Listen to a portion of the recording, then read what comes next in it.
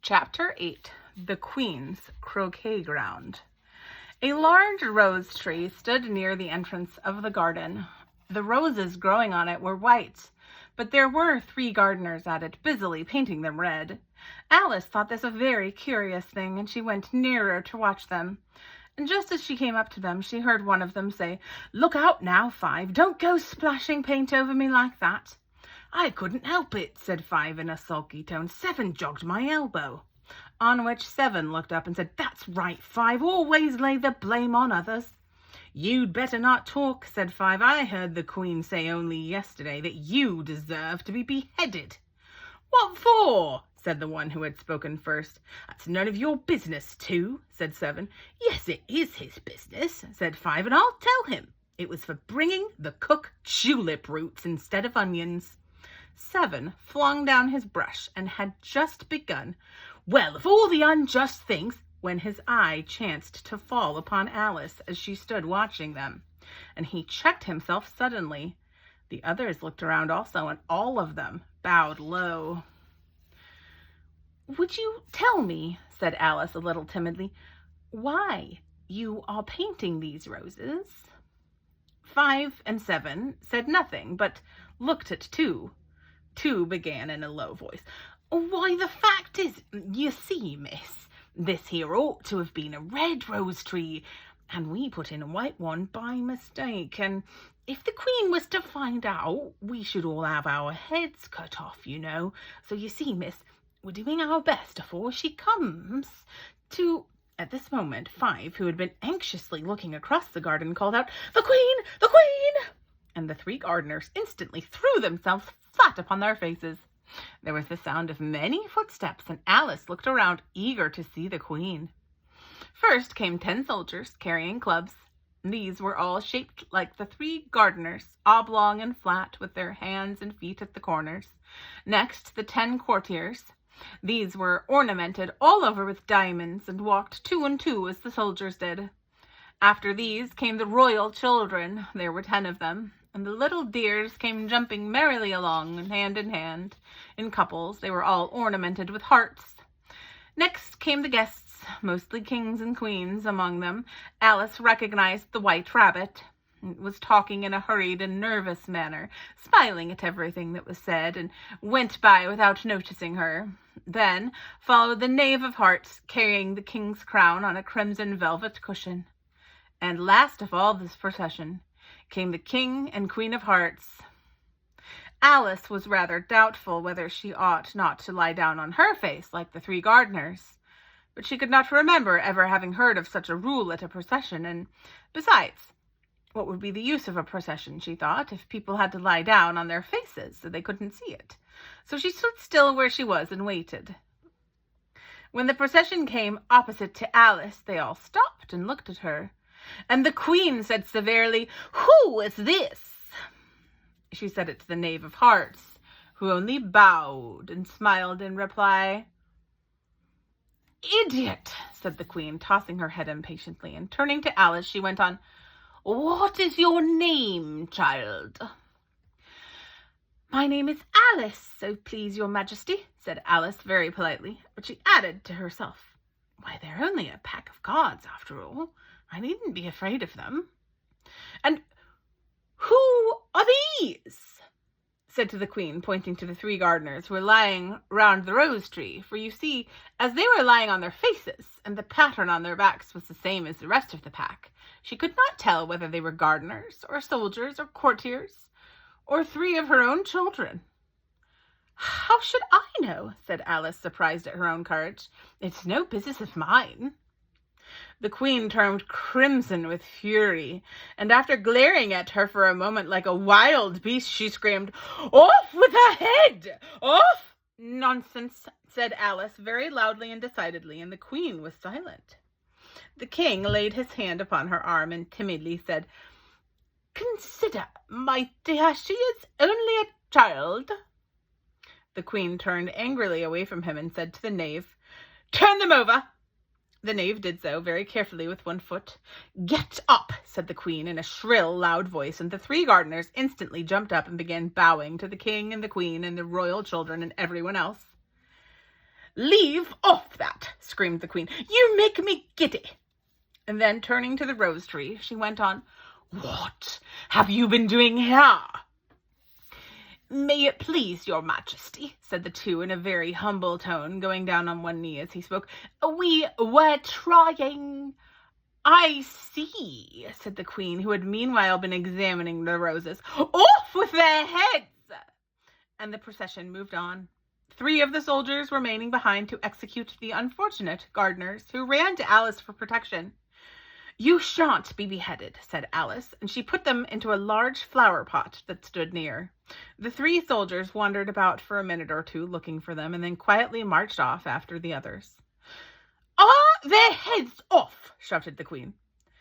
"Their heads are gone, if it please your majesty," the soldiers shouted in reply. "That's right," shouted the queen. "Can you play croquet?" The soldiers were silent and then looked at Alice, as the question was evidently meant for her. "Yes," shouted Alice. "Come on, then," roared the queen, and Alice joined the procession, wondering very much what would happen next. It's a very fine day," said a timid voice at her side. She was walking by the White Rabbit, who was peeping anxiously into her face. "Very," said Alice. "Where's the Duchess?" "Hush, hush," said the Rabbit in a low, hurried tone.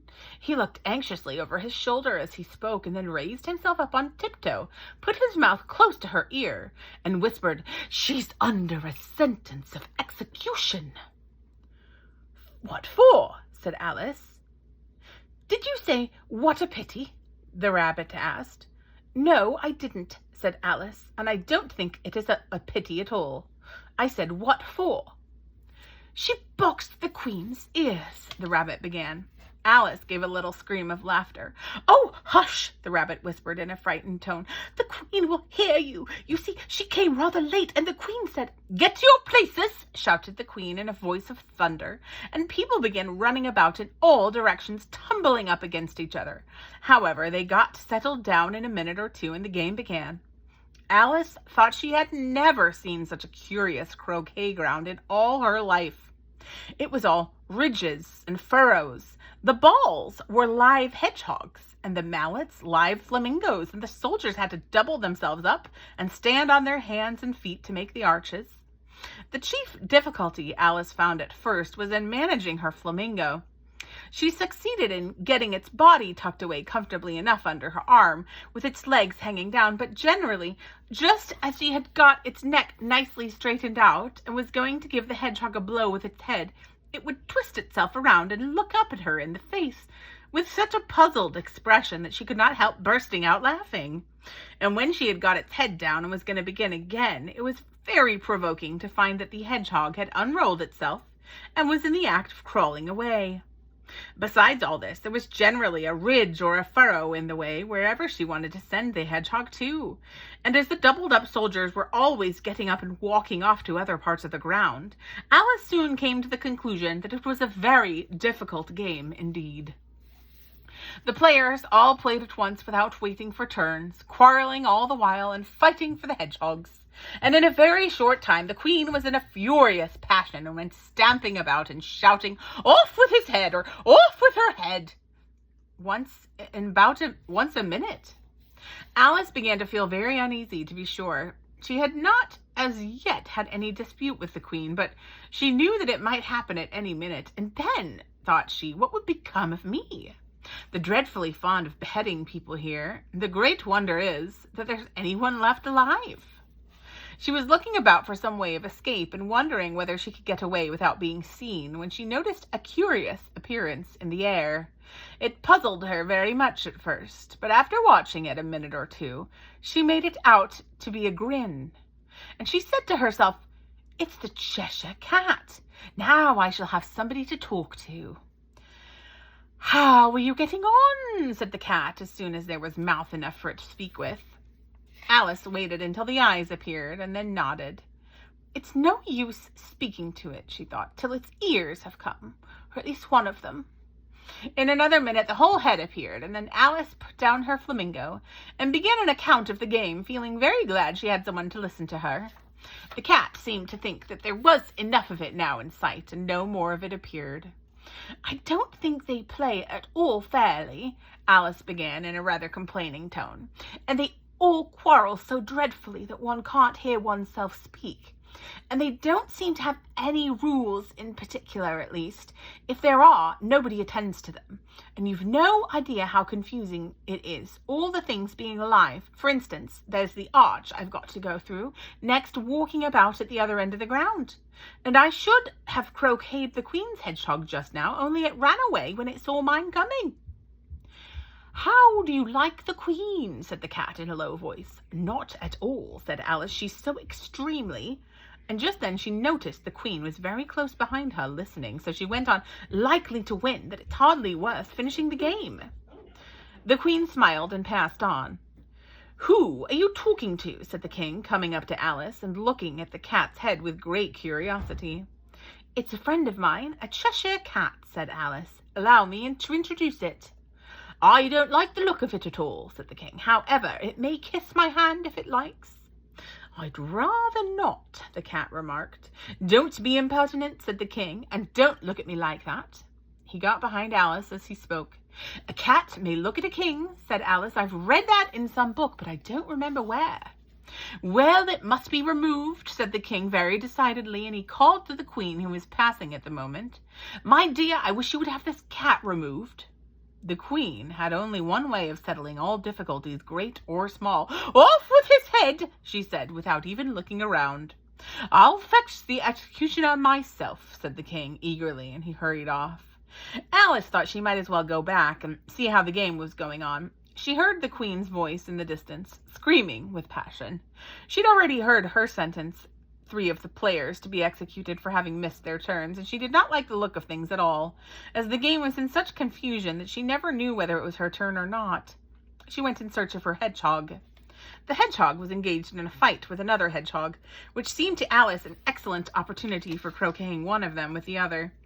The only difficulty was that her flamingo had gone across to the other side of the garden, where Alice could see it trying in a helpless sort of a way to fly up into a tree. By the time she had caught the flamingo and brought it back, the fight was over, and both the hedgehogs were out of sight. "But it doesn't matter much," thought Alice, "as all the arches have gone from this side of the ground." So she tucked it away under her arm, that it might not escape again, and went back for a little more conversation with her friend. When she got back to the Cheshire Cat, she was surprised to find a large crowd collected around it. There was such a dispute going on between the executioner, the King, and the Queen, who were all talking at once, while all the rest were quite silent and looked very uncomfortable. The moment Alice appeared, she was appealed to by all 3 to settle the question, and they repeated their arguments to her, though, as they all spoke at once, she found it very hard indeed to make out exactly what they said. The executioner's argument was that you couldn't cut off a head unless there was a body to cut it off from, that he had never had to do such a thing before, and he wasn't going to begin it at this time of life. The King's argument was that anything that had a head could be beheaded, and that you weren't to talk nonsense. And the Queen's argument was that if something wasn't done about it in less than no time, she'd have everyone executed all around. It was this last remark that had made the whole party look so grave and anxious. Alice could think of nothing else to say but, "It belongs to the Duchess. You'd better ask her about it." "She is in prison," said the Queen to her executioner. "Fetch her here." And the executioner went off like an arrow. The cat's head began fading away the moment he was gone, and by the time he had come back with the Duchess, it had entirely disappeared. So the King and the executioner ran wildly up and down looking for it, while the rest of the party went back to the game.